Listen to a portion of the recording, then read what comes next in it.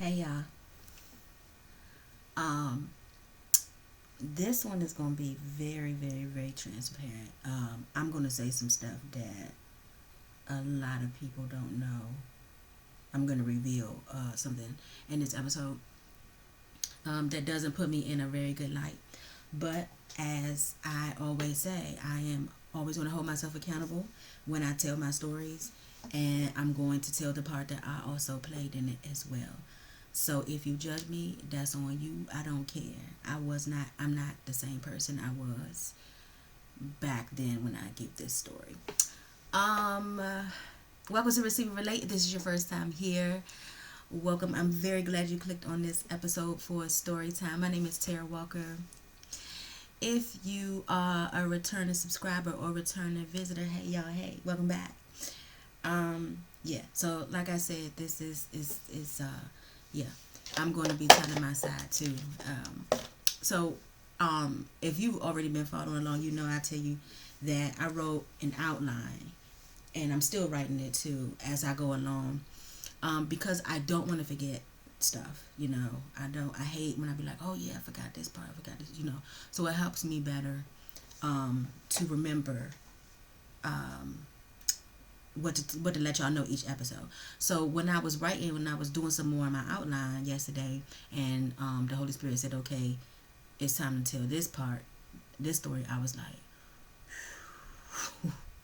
I said, oh Lord, it's like maybe only, I think literally other than my husband. My husband makes two, but it's only one other person other than my husband that knows this part, the part that I play in this story when I tell you. So, but now, the world will know. But the reason why God also He makes sure that I tell everything is because God gets the glory out of everything.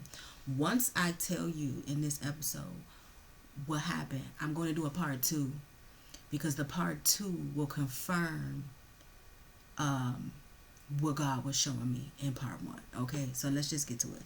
All right, so you saw the title.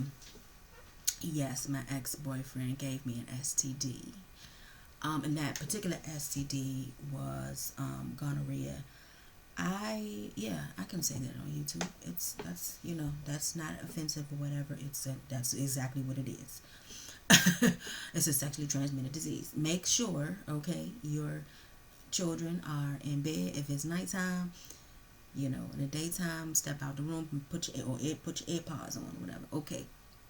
So now, remember, if you haven't seen it, go back and watch. But I've been talking about the red flags in this particular relationship. This is my ex-boyfriend, not my ex-husband. Okay, I'm just being clear, and I'm inverting this story in between me and my ex-husband, because it literally falls in between him. That's why I said go back and watch everything if you haven't already, so you won't get confused. Okay.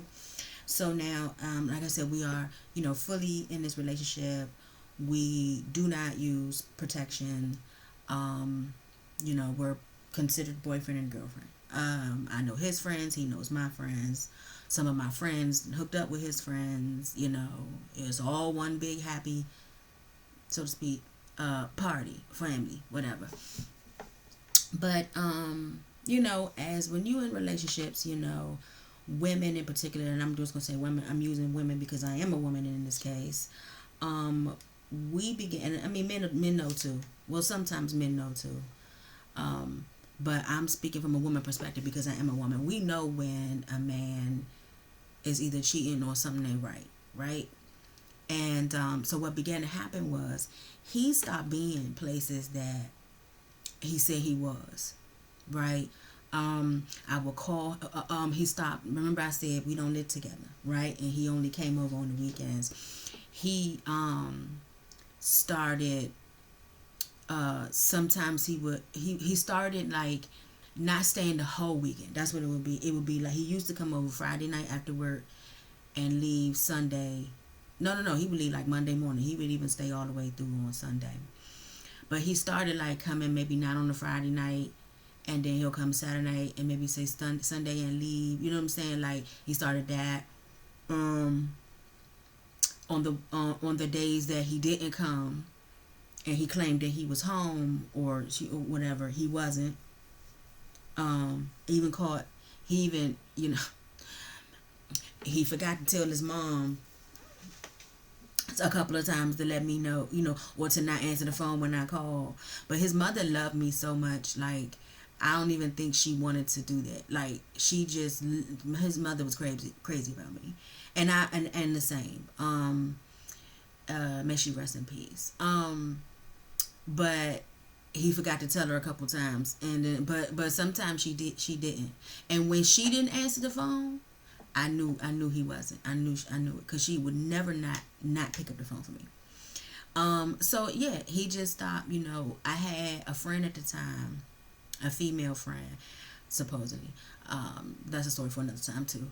But she, her mom or grandparents, somebody lived near where my boyfriend's mother lived, and she knew where he lived, and so she would drive by there to see if she see his car, because like I said, now we over a year in. We on the second year. Yep, we on the second year now. And so my friend, like I said, my friends knew him. Knew when he drove. You know what I'm saying? Everybody knew everybody. And so I remember one particular night she called me, and she was like, "Where's such and such, right?" And I said, "Oh, he out with blah blah blah blah blah, wherever he's supposed to be, wherever he said he's supposed to be at." No. I'm sorry. I said he was home because that's what he told me he was at his mother house home. And then she was like, "I just rode by there and I didn't see his car." So I'm like, now, granted, this person is very nosy. I don't know about now. I haven't spoken to this person over a decade. But then she was nosy. She was a gossipy type person. But I will say this though.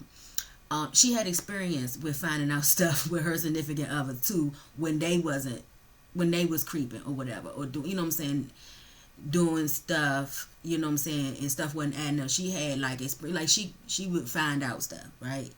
She was a findologist. But so I still to this day don't know if she was doing it for me to help me, or if she was doing it, for some tea, so she can go back and talk about it to somebody else. I don't know. But nonetheless, he was not there. She didn't see his car.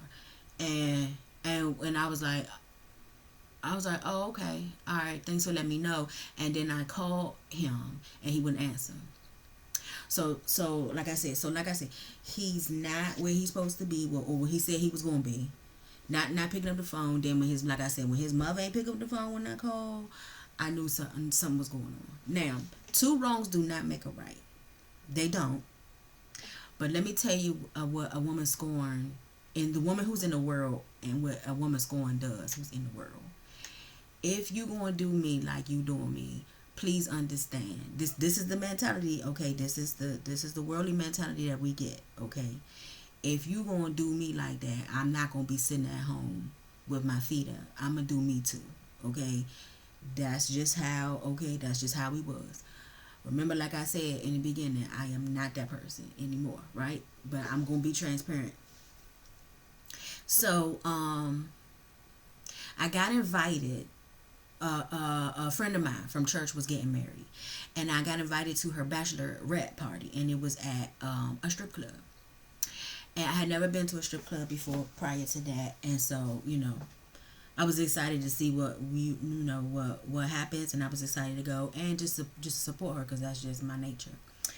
So I went, and there was one particular stripper that took like a liking to me, and I didn't think nothing of it at first because literally, like, even though I hadn't been before, they're strippers.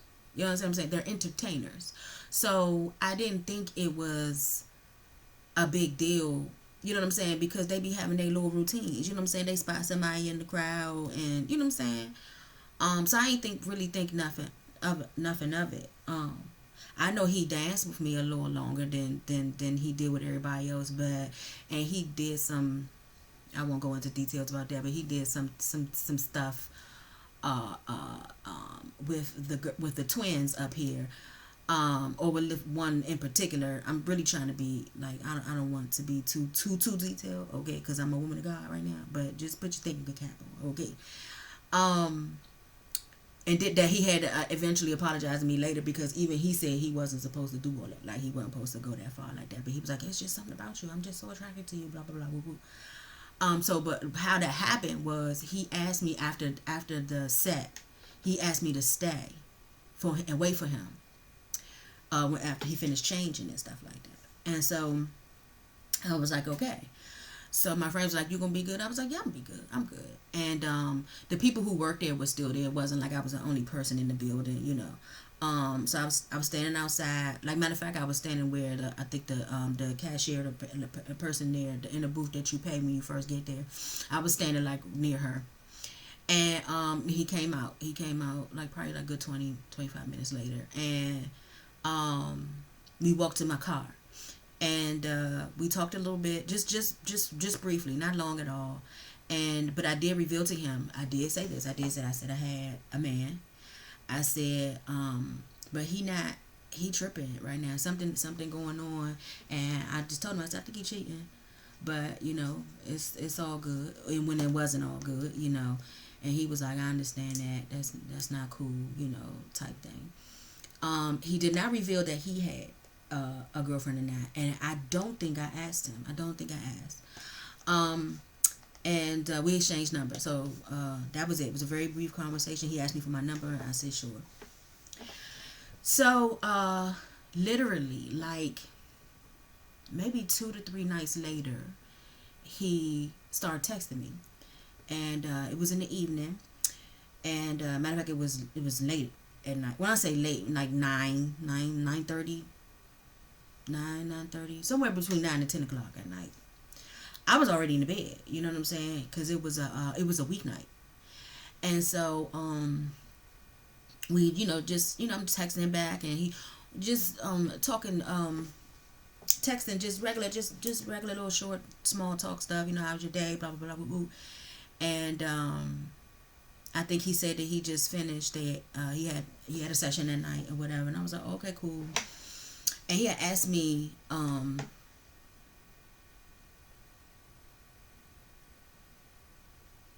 he asked me where I lived.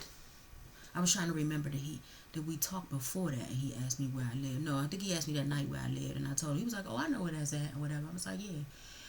And so we texted. Matter of fact, by this time, it transitioned to the phone. That's what it was. We transitioned to the phone. We weren't texting that long. It transitioned to the phone. And so now we were on the phone. And so he was telling me, he asked me where, and I told him. He was like, yeah, I know where that's at, and whatever. And so we're still talking. And y'all, the next thing I know, he was like, open the door, I'm here. I was like, I'm sorry, what? He was like, I'm here, I'm downstairs. Matter of fact, he was like, where do I park at? And because, you know, where I used to live in this apartment, they had a whole visitor section, like a whole visitor parking lot. And then you had the high rise, and then it had the parking spaces over there. And I was like, I said, you here? He was like, yeah, I'm downstairs. And I was like, was you gonna tell me? You know what I'm saying? Like, so I told him where to park at and whatever. And it was like, I could have told him, and I should have.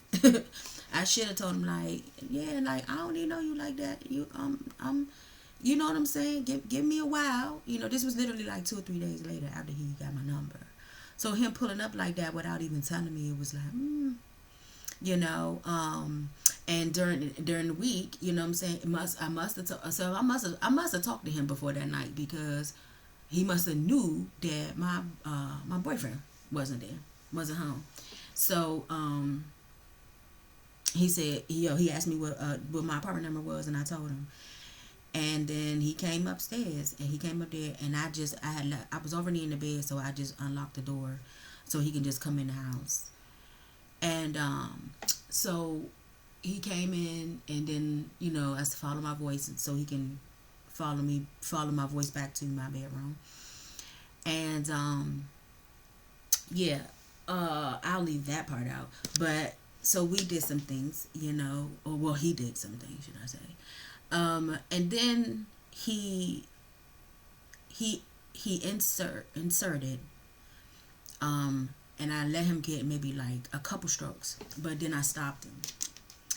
And the reason why I stopped him was because he didn't have any protection on. He didn't have any protection, and two reasons. Okay, because I did have a boyfriend, and then I did, regardless of how I felt he was doing, but I couldn't. I didn't know for sure. You know what I'm saying? Yet, but I sensed it, and then also that he didn't have on protection. I ain't feel right. I was like, nah, I can't do this.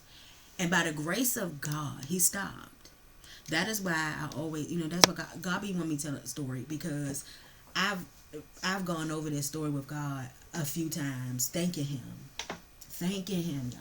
I'm serious. I hope I don't get emotional, because nobody knew that he was there.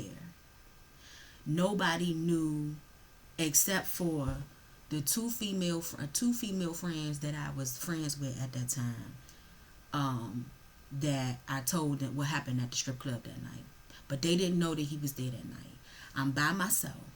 Okay, it's just me and him.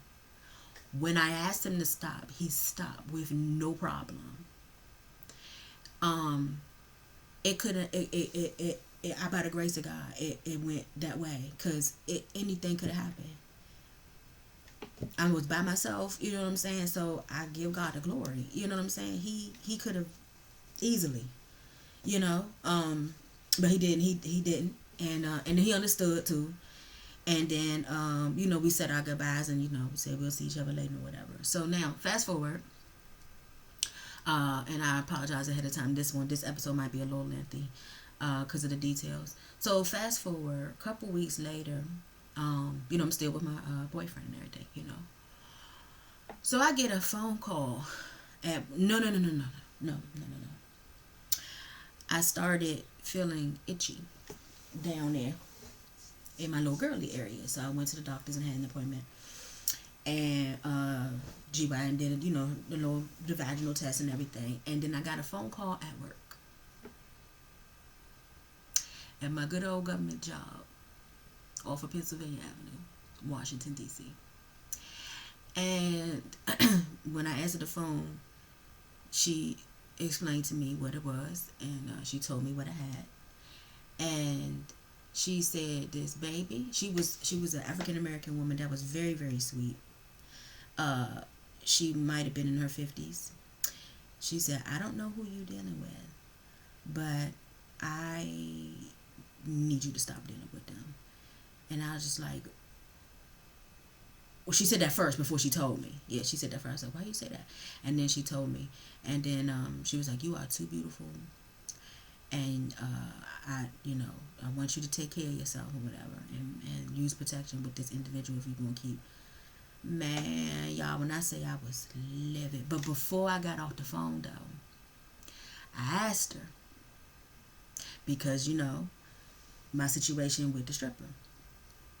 And even though it was literally just 2 strokes, I still had to ask her. So I asked her, I said, does it matter how long? Because, see, I have never, in my life, I never had an STD before, prior to this.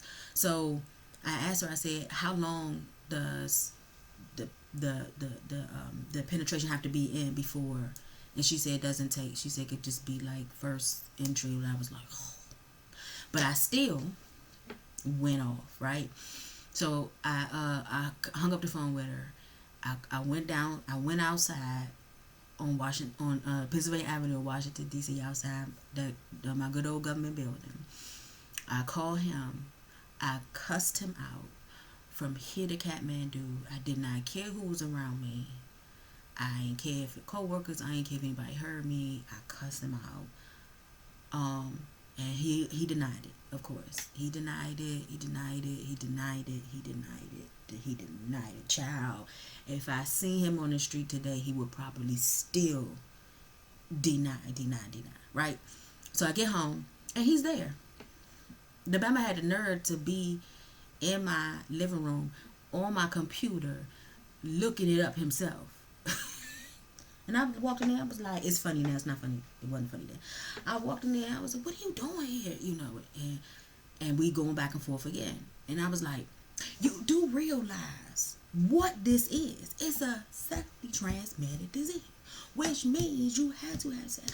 And he was like, he was looking back at me like, I ain't do it. So basically trying to say like, if he ain't do it, then and I was like, you know I ain't cheating on you, right? Even though technically I did. So we agreed to go to the hospital to the emergency room so he can get checked, right? Because he was saying he had no symptoms. So they put us in separate rooms, obviously, because we weren't married and everything like that. So, you know, yeah. They put us in separate rooms. I had already, so they must have did an exam too, because I'm trying to remember why I went in the room too. Because I remember the people in there, they was just talking to me, you know, just counseling me, just like, you know, trying to make me feel better, understanding I'm not the only person, and that this, you know, they see this all the time, but that's why, you know, it's so important to use protection. And so like they was just like really counseling me and stuff like that. But I think I filled my prescription up.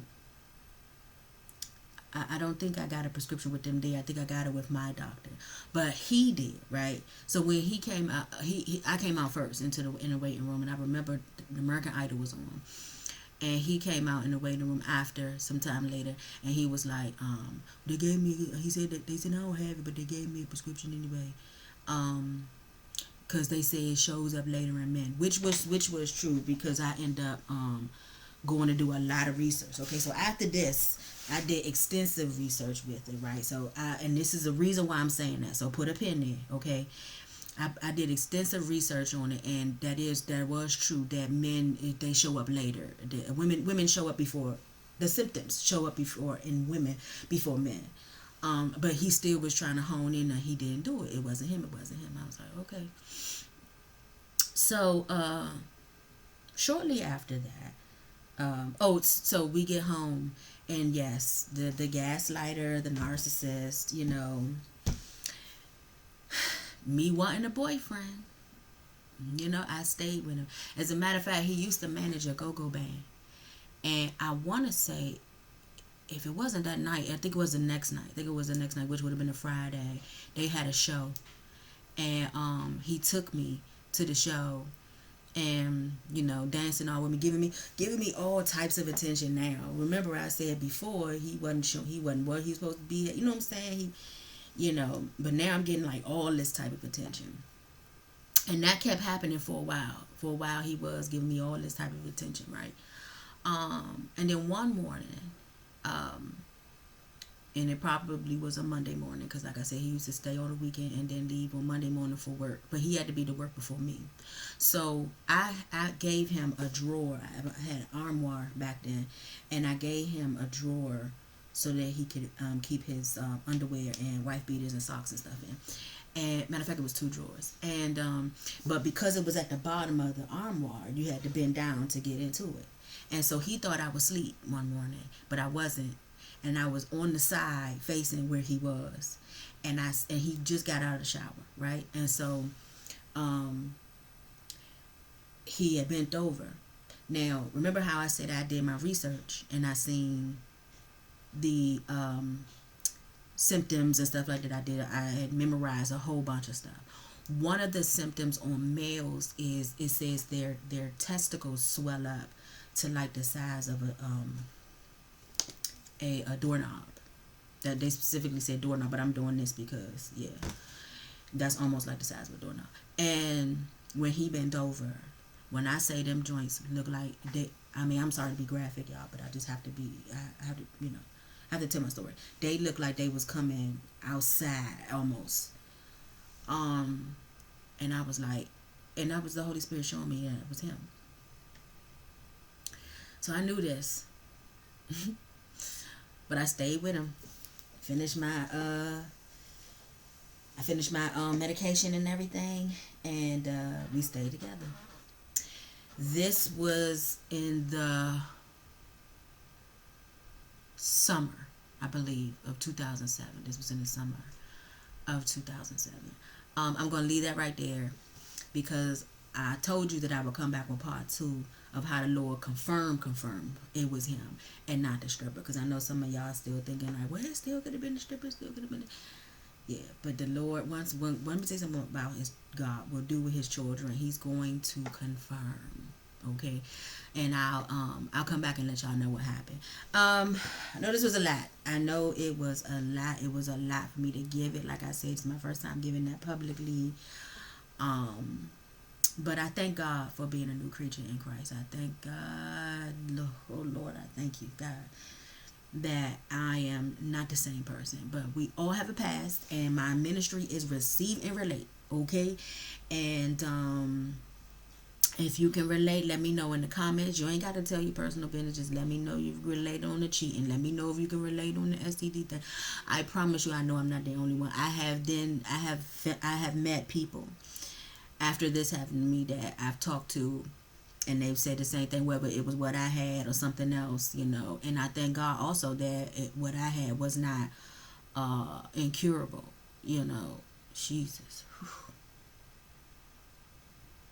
Lord, I thank you. But anyway, um, so yeah, so that's it for this. Like, share, and subscribe if you have not already, and if you are led to sow into the ministry, the details will be below. Also, I have created an ebook. A lot of you all watching either know somebody or yourself that have been in these narcissistic relationships or maybe in one currently, and I am here to help you. Okay, I have created an ebook that gives you details on narcissists. It's like a cheat code. So basically, I show you red flags, I give you traits, I give you how to not avoid the red flags. Okay, this is what I was doing. Okay, don't be like me. How to set your boundaries, no means no, and then how to heal, because ultimately what we want to do is stop the cycle of allowing these people into our lives or in our circles. Okay, so if you're interested in that, that will be pinned in the comments below. Remember, people receive when they can relate. I love you, but know that God loves you more. I'll see you in the next episode.